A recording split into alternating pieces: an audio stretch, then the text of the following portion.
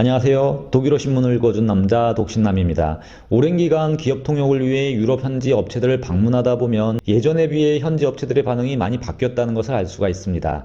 특히 삼성이 기업 방문을 할 때 이런 분위기가 아주 두드러지죠. 삼성 직원분들과 함께 지멘스 등 독일의 기업들을 방문해 보면 종종 지멘스에서 자존심 싸움 했네라는 얘기를 통역하는 사람들끼리 하고는 합니다. 물론 이는 저와 같이 자주 같은 곳을 가본 사람들만 알 수 있죠. 삼성이라고 특별히 뭐 더 잘해준다거나 대우를 해주는 분위기가 아니었습니다. 부로 홀대한다는 느낌을 받는다 할까요? 그런데 이런 분위기가 확실히 수년 전부터 바뀌었던 것 같습니다.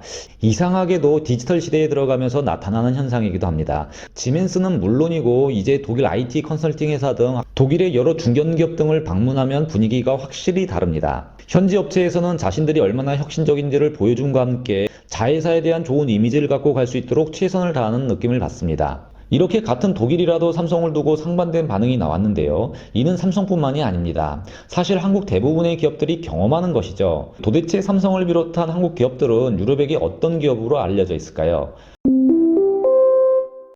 유럽이 삼성에 대해 알고 있는 것은 예전 삼성은 건어물을 팔던 기업이라는 것을 알고 있습니다.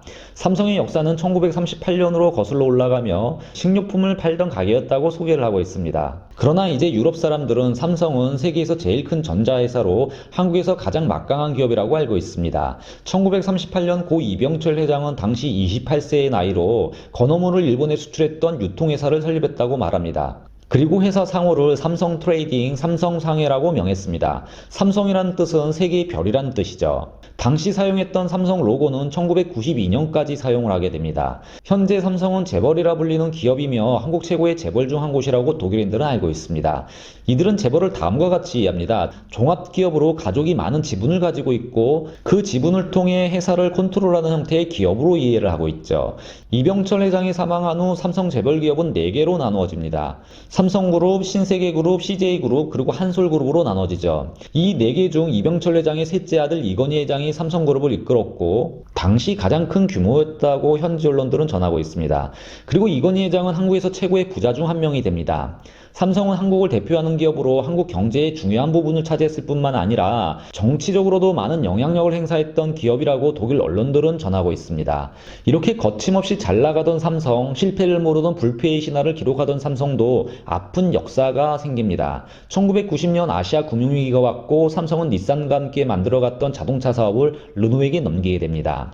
그러나 삼성은 이런 굴곡에도 세계에서 가장 혁신적인 기업 중 하나입니다. 많은 독일의 유력 일간지가 삼성의 성공에 대해 기사를 써냈고 배우고 있습니다만 이 중 가장 삼성을 비롯 한국 기업을 잘 분석한 기사는 독일 유력 일간지 한델스블라트로 2019년 11월 21일 세계에서 가장 혁신적인 기업 모든 곳의 승리자 삼성이라는 제목의 기사를 썼던 적이 있었습니다. 신문이 삼성을 혁신의 대명사로 꼽은 이유는 바로 디지털 시대의 핵심 생산품 세계를 지배하고 있기 때문입니다. 특히 삼성 특유의 기업 문화가 이를 이끌고 있다고 주장을 하고 있습니다. 신문은 파텐트 사이트의 데이터뱅크를 통해 스위스 컨설팅 업체 에콘사이트가 혁신 100대 기업을 뽑았으며 삼성은 스마트폰, 모빌리티 그리고 헬스 분야에 있어 혁신을 통한 성장을 하고 있다고 밝히고 있습니다.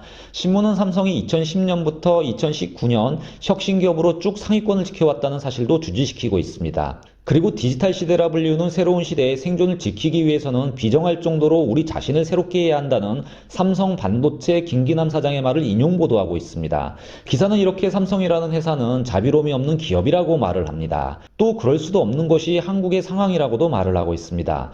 기사는 삼성이라는 회사는 디지털 시대의 핵심 상품 3가지를 선도하는 세계적인 기업이라고 밝히고 있는데요. 이는 반도체, 스마트폰 그리고 디스플레이라고 말을 합니다. 그리고 삼성은 2019년 3분기 메모리칩 경기가 바닥이었음에도 마진율 12.5%를 기록했다고 밝히고 있습니다. 또한 동시에 파텐트 사이트에서 뽑은 세계에서 가장 혁신적인 기업이라고 설명을 합니다. 삼성은 늙은 일본의 파나소닉 같은 모범적이었던 기업과는 달리 중요한 능력을 디지털 시대의 핵심 생산품에 집중했다고 설명하고 있습니다. 이런 점이 혁신 랭킹을 끌어올린 이유라고 말을 하고 있죠.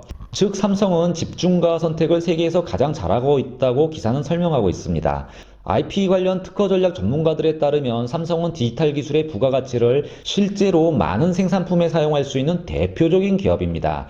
예를 들어 삼성의 기술은 스마트폰에 맞춰져 있다고 말을 하고 있습니다. 이 제품은 수년간 퀄리티 문제로 실패했었지만 한국 시장에 드디어 등장했다고 말을 합니다.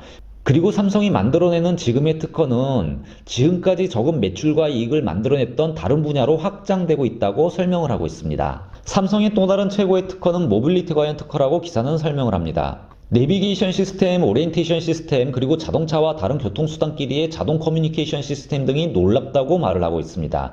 또한 스마트폰 그리고 웨어러블이 주목받고 있다고 설명을 하고 있는데요. 이 부분에서는 접히는 폴더블 디스플레이 그리고 헬스 데이터가 주목을 끌고 있다 설명을 합니다. 그리고 스마트폰에서는 에너지 매니지먼트와 다른 장비와의 일반적인 호환 등 혁신적이면서도 바로 상품에 쓰일 수 있는 특허가 많다는 것을 강조하고 있습니다.